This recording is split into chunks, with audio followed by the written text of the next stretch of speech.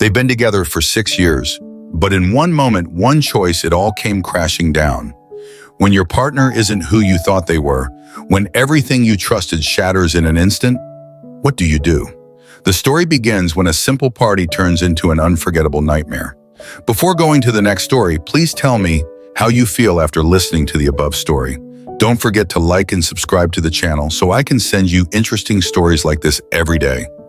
I'm 30, male, and my wife is 25, female. We've been married for 3 years and together for nearly 6 total. No children, no real assets whatsoever. More debt than there is cash in our checking. We rent a house, and I'm the primary breadwinner, bringing home roughly $4K a month, and she nets around $1.5K. I work my tail off to provide her with the life she's accustomed to, and now facing the unthinkable. My work family is pretty tight-knit.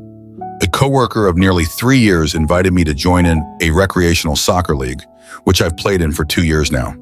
My wife would attend every soccer game of mine, which I thought was a show of support for me, but in the back of my mind, I thought she just went for the alcohol that went hand in hand with it. Most nights I had games, I would take it very light on the alcohol, but she, as a spectator, would get pretty loose during the games and ride home with me. Pretty frequently after the games, a few of the guys and girls would get together at different places to hang out into the night. A few of the times we all came back to my place, or we'd go to a bar, pizza joint, etc. Well, a couple of weeks ago, a group of them were going to get together at one of the guys' houses a city away from me. I told them all after the game that I apologized, wouldn't be going. I had work early next morning. Well, on the ride home, she texted one of the guys I considered as being a buddy, asking him to give her a ride over there and there. She asked me if it was okay for her to go while I was driving home, and I said, no, I have work in the morning and my social learning, and I want to be with you tonight. She gave me the angry alcoholic silent treatment, and upon arriving home, I pulled in the driveway, and a car pulled up in front of the house. It was my buddy.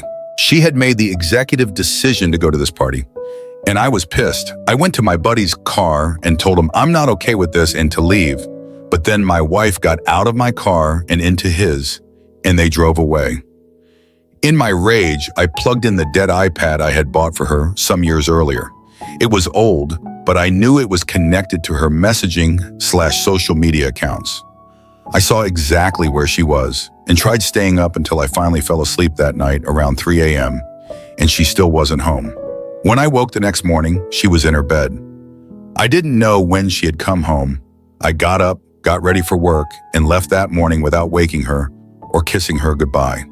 The first and only time that had ever happened. I wanted her to know I was pissed. Well, before I left for work, I grabbed the iPad and threw it in my briefcase. I got to work that day, and after a meeting and a few phone calls, I pull out the iPad and see it light up with a notification from a messaging app. Ryan is typing. I open the app and see a horrific exchange of messages that are supposed to self-destruct. But this app version must have been outdated, as I was able to witness in real time their conversation, recanting the night before, where Ryan is making references to them making love and other guys that had fun last night. I damn near lost it, but then it got worse. I watch as my wife instructs Ryan to send her a video of him masturbating, which he obliged to do, and I unfortunately witnessed. I ran out of my office and into the bathroom and vomited profusely. I was shaking from what I just witnessed and got permission to leave work for the day. After taking several hours to chill the hell out, I was legitimately afraid I was going to hurt someone or myself. I drive home and find her still sleeping on the bed. I put my stuff down and asked her to come downstairs. I sat across from her and asked her to tell me in detail everything that happened last night, which she did, but omitted any sort of sexual situations. Just drinking, playing pool, and talking. That was it.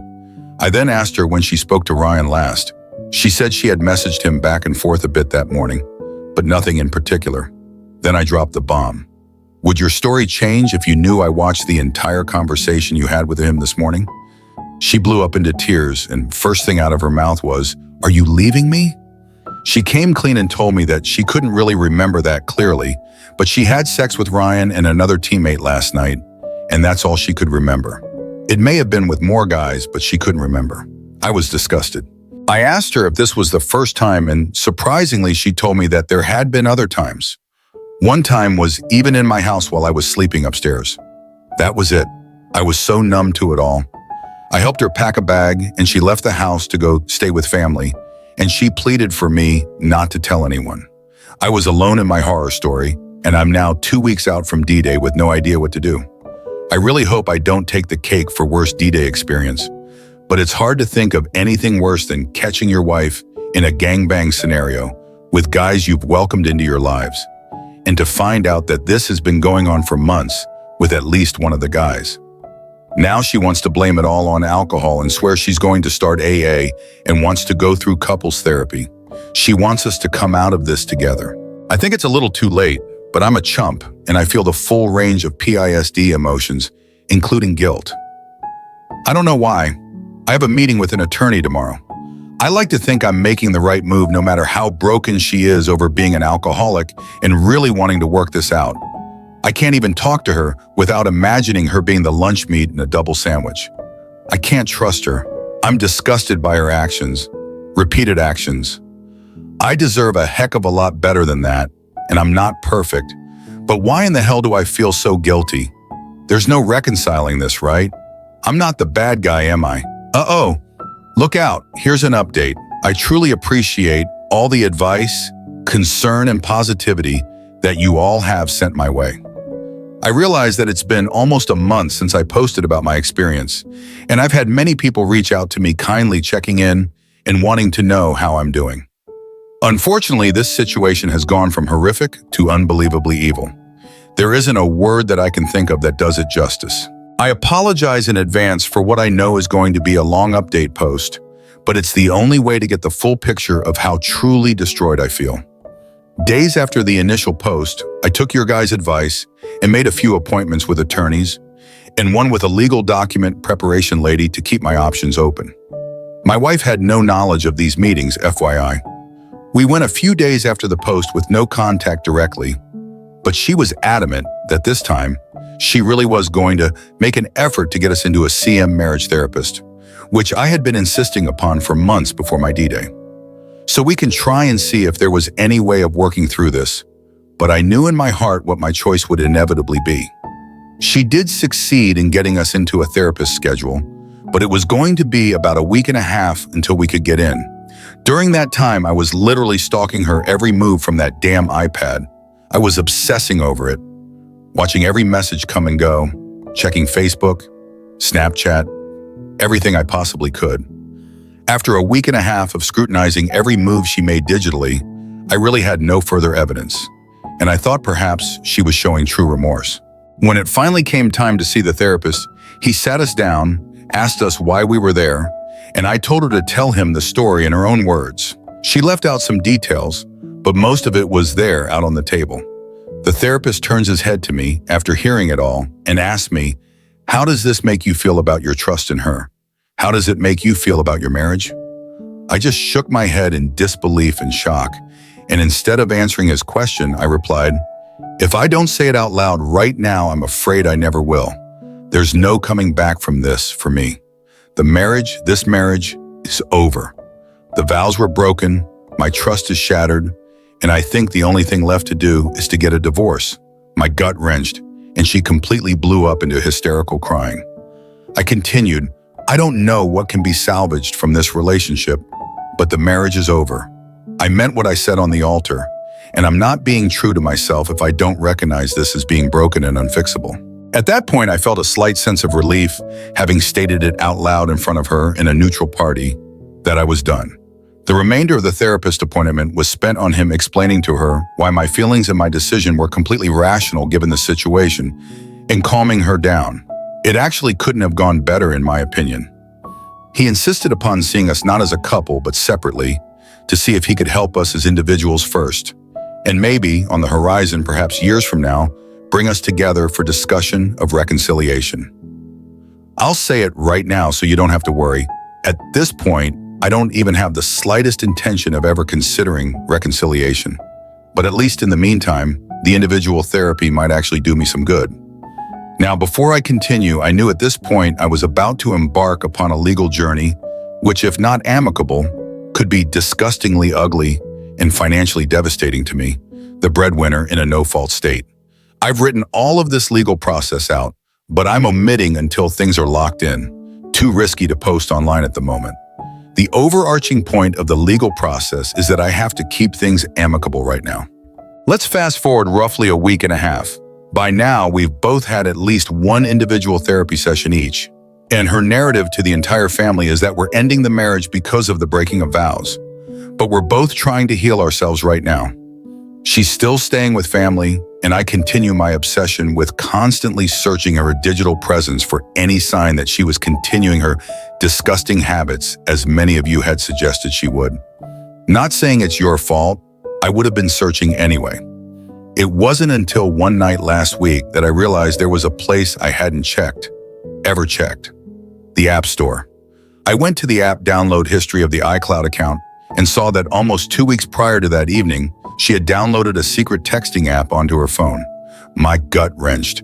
I realized in one foul swoop that this entire time, she's gone out of her way to hide some sort of messaging from me, knowing I had her iPad, which she insisted upon me keeping so I can begin to trust her again. But I really think to this day that she didn't realize that an app downloaded on one iCloud device can be seen in the history from any iCloud-connected device. I needed to know what the communications were within that app. I wasn't even in control of my body thinking back to those moments. I downloaded the app onto her iPad, tried a few of her most common login combos in Viola. The truth, she not only had been messaging Ryan on this app since after our first therapy appointment together, but they had been continuing to have sex with one another during times in which she knew I'd be out of the area. I puked, I cried. It was 3 a.m. on a weeknight. I went into the restroom and started grabbing all the prescription strength medications I could find. I went back into my room with an overflowing handful of assorted pills that without a doubt would have been effective in ending my life. I sat on the edge of my bed, sobbing, ready to end it. I picked up my phone and tried to call my mom. No answer. My dad. No answer. My sister. She answered. I told her what I had just discovered through violent outbursts of tears, and she could tell I was on the verge of losing it. She didn't know I had the pills in my hand, but she did insist keeping me on the phone, albeit in the middle of the night, until I had calmed down. It took about an hour, but I was finally numb again, and after hanging up the phone, I went back into the bathroom and poured the pills back into one of the bottles. I washed my hands, then returned to bed to try to get at least a couple of hours sleep that never came. As hours passed, I realized that I needed to go to work. I couldn't stand to be in that house or that moment any longer. As I got dressed, I threw the bottle of pills into my briefcase along with the iPad, both of which, upon arrival to my office, I promptly gave to my most trusted coworker and asked him to lock it up in his desk and not return them to me, no matter what, no questions asked. He obliged and gave me an understanding pat on the shoulder as I walked away. So now I've done it. I got what I was asking for. What I had been searching for. Undeniable proof that not only is my wife a cheater, but she is also a cold-blooded liar. I struggled for days on end to try to decide what to do with the information I had discovered. On one hand, I wanted so badly to call her out to every possible family member, friend, or acquaintance, and let the whole world know what she truly is, what she had done and was continuing to do. But I couldn't. I already had the process underway for ending the marriage, but there's still a time window where she could choose to get nasty and costly. As days went by, and more texts, calls, and attempts to communicate with me went unanswered, she finally went out of her way to stop by and check on me. I about lost my crap. During the encounter, I was purposefully very vague and seemingly indifferent to her. I didn't know exactly what to do. It wasn't until she lost her temper and started yelling at me for acting weird that I gave her a chance and asked her point blank, "Have you had any contact with Ryan whatsoever since that night?" Her response, "No, I blocked him on everything." I asked again, "Are you sure about that?" She adamantly proclaimed that she hadn't and that he was gross and she would never do that to me. She could never do that to me. Then I dropped the bomb. So what about this app? And what about this video I took on my phone of that app, showing the conversations you two have been having this whole time? The pictures you've sent one another? The plans you've made to sneak around based on my daily schedule? She collapsed onto the ground, sobbing, crying, begging me for what I don't know. I kept my tone indifferent. So here's what's going to happen. I'm not going to tell anyone about this, and in exchange, you're not going to fight me at all about anything in the divorce process. I'm going to be fair, even though I shouldn't have to be, but you're going to be served with the divorce papers and then do nothing with them. Otherwise, people will have to know about this situation and why it is that I'm being so unreasonable. Your choice. She left, and 2 days later, she was served. Since that day, I've kept my word and haven't told anyone outside of my immediate family members. But I know for a fact, find my iPhone, she has visited him every single night since then at the house where he lives with his mother. Her family thinks she's going to Alcoholics Anonymous meetings every single night, but my screenshots of her location during the meetings prove otherwise. Seriously, why the F hasn't she changed her iCloud password? I don't know why I keep compiling the evidence, but I do. I struggle right now with the anxiety of waiting for this period of time to pass until her right to fight me in court has passed, all the while knowing her family thinks she's on the right path, when that couldn't be further from the truth. In fact, she's lying to every single one of them. What hurts me the most right now is the injustice of it all. She gets to be around people, her family, and act like everything is on the up and up every day, and run off each night and to have sex with him, then sneak home in the middle of the night to keep up appearances. All the while, I go to work each day, head home to an empty, mentally haunting house, and experience how it truly feels to be alone in every sense of the word. I'm past the feelings of ever considering self-harm, but these are dark days nonetheless. I'm taking everything hour by hour, day by day, until the day comes that I have the reassurance of knowing I'll make it out of this hell without my finances being destroyed and officially be able to completely leave her in the dust. What I'll do from there, I truly don't know yet. I'm just trying to survive until that moment comes. Hold on to your hats. Here's another update. I've waited until now to chime back in because at long last, my divorce is official. No more need to hide out after waiting the absurdly long 6 months and 1 day cooling off period to see if my ex-wife lawyered up without me knowing. It's done. I've gone completely no contact, and I feel like I'm finally able to start progressing forward in my life. A lot of folks followed my 2 initial posts right after D-Day, as insane and grotesque as they were, and I should have known that the rest of the cooling off period would be just as crazy. So I thought I'd share an update as to what has transpired since my last post. The last post I shared was 6 weeks after D-Day, and what I didn't say in that post was that I had already filed my papers with the county to start the divorce process. I followed the advice of many of the kind Redditors who suggested I give her back the iPad and sever any ties to devices accounts that would allow me to obsess over what, where, who she was doing. I knew enough. I knew what I wanted out. My approach to the divorce process may have hurt me more emotionally in the long run, but didn't hit my pocketbook with nearly as much long-term impact, and it all seemed to make sense in real time as this transpired at an agonizing snail's pace. After coming to terms that this woman could never be trusted again in my life, I knew that I had to be rid of her. But I wasn't going to pay her month over month for half the length of the marriage, to the tune of roughly $2,000 a month in spousal support. We didn't even have children together, for crying out loud, as my estate would have had me do, as it's a no-fault divorce state, and I was the breadwinning spouse. No way, no how I'm paying her a cent for what she has done to me. So I got angry, gave it some thought, and devised a plan to get out of this marriage and away from her as quickly and fully as possible. Looking back, I'm not proud of the tactics I used to navigate my divorce, but it worked out in the end. But I do feel my integrity or moral high ground may have taken a hit. A matter of opinion, I suppose. From my point of view of fault and responsibility. My actions were molehills compared to the mountains of mistrust, hurt, and anguish she caused me. Around the same time as my last post, I already had the divorce papers prepared and submitted to the county, but was awaiting their confirmation. I kept this from my wife, who was still living with her family. She never was welcome to stay in my home ever since I first made her leave. I had arranged a few times for us to meet up and talk. I wanted to convince her that somehow, some way, I still wanted to try to find a way to salvage the relationship. Complete lie, but in all of our discussions, I made it clear that in my mind, this marriage, was over. The vows had been broken, and if we truly wanted to start again, we would need to start fresh. We would need to mutually end this marriage and then begin dating one another again, courting and finding our way into a new, stronger relationship. I'm literally going to gag typing all of this out. I still can't believe she bought this. In fact, I was going to go out of my way to make it as easy and painless as possible for her, hurry the process along, and keep it out of the public eye to just get through this phase so we can focus on the next together. A prime example of this was how I had her served. We had a mutual friend come over to my house, the house we had lived in together, and play third wheel in a handoff, signature, exchange, and conversation.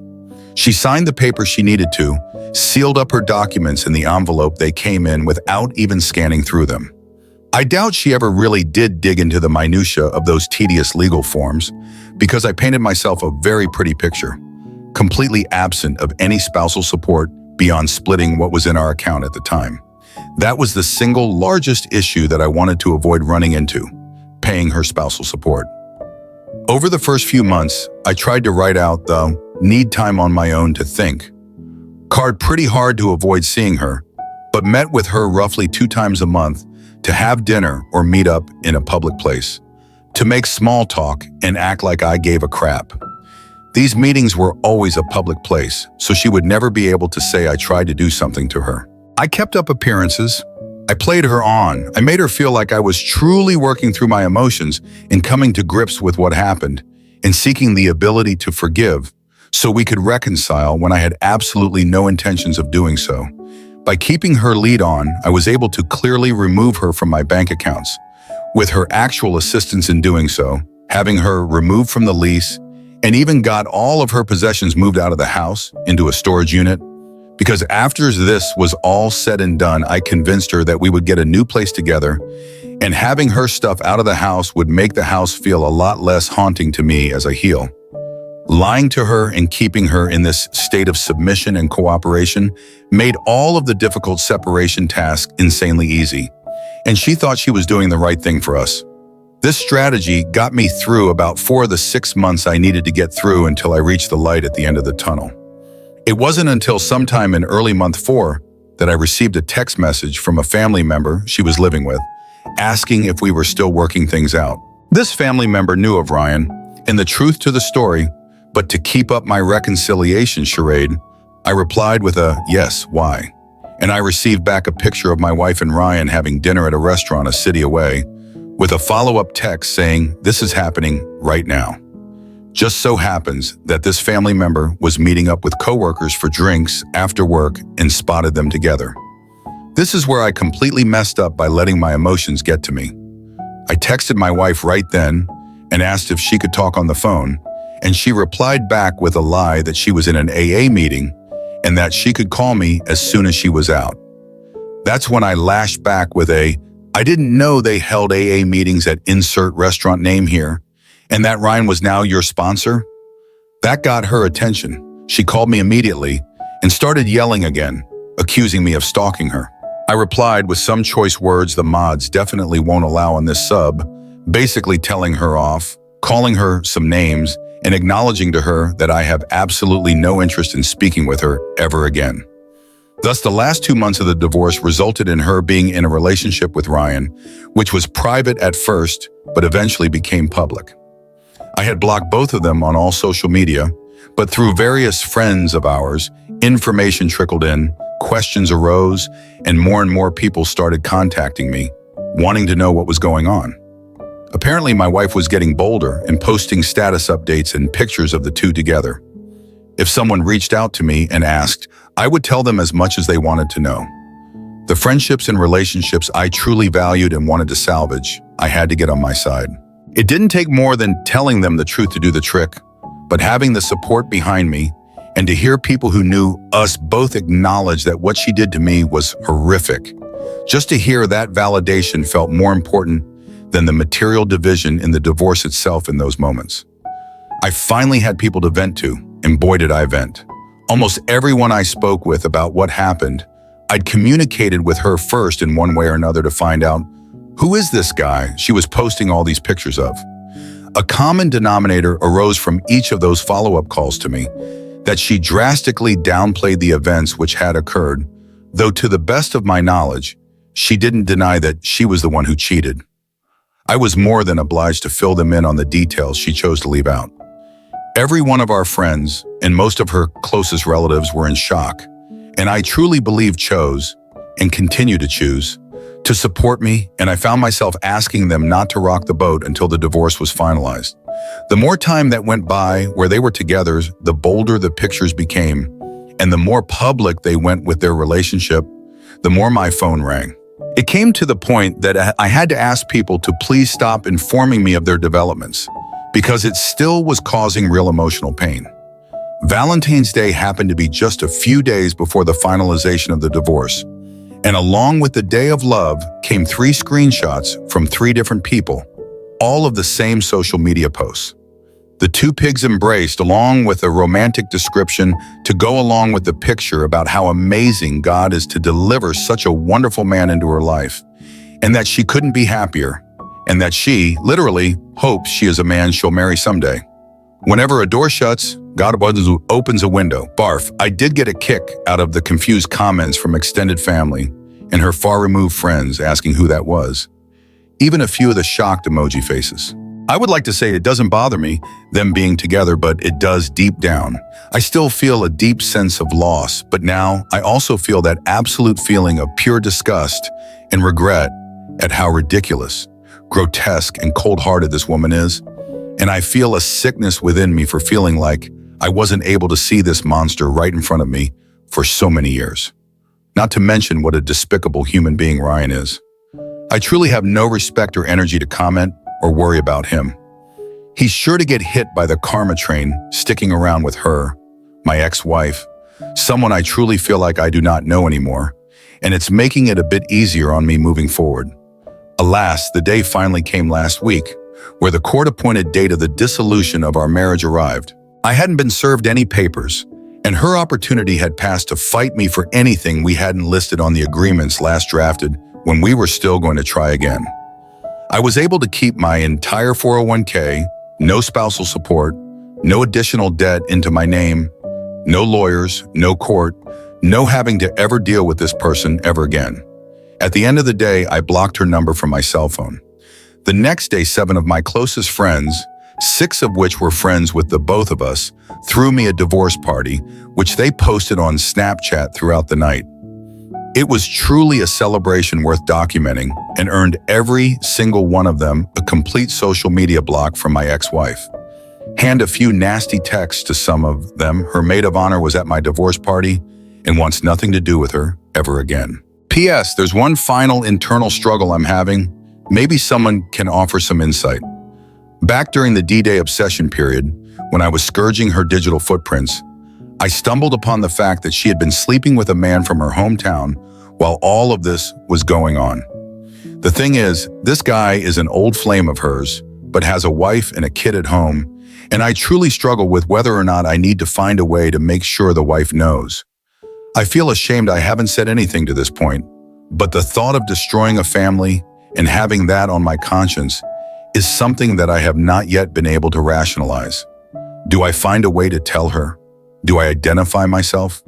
Do I keep this to myself? This situation is a worm in my head that is persistent and literally making me nauseous, anxious, and having nightmares on occasion.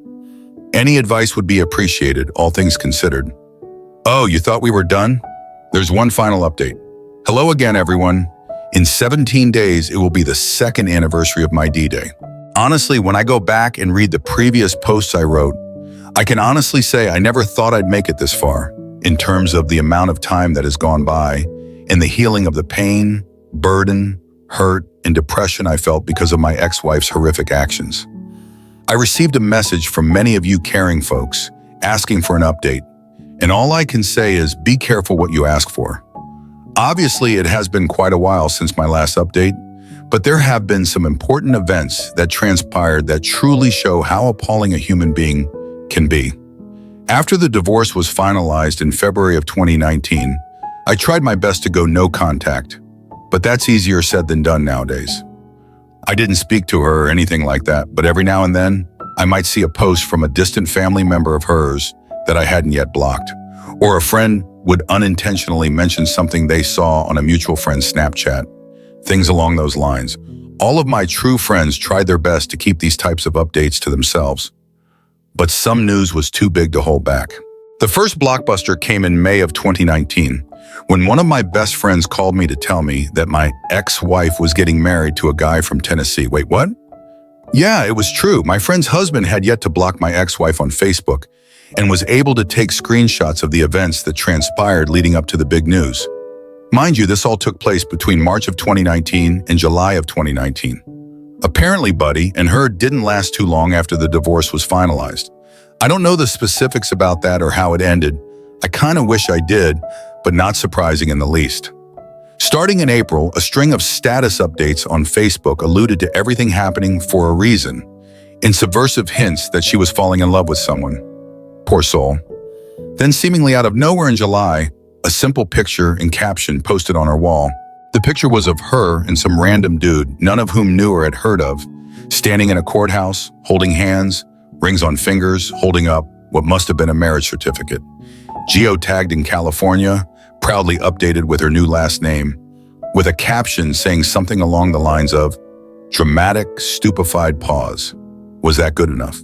Okay, I know that this entire story all the way back to my first post may seem unbelievable, but I can offer you no other proof than to say I'm writing down the God's honest truth.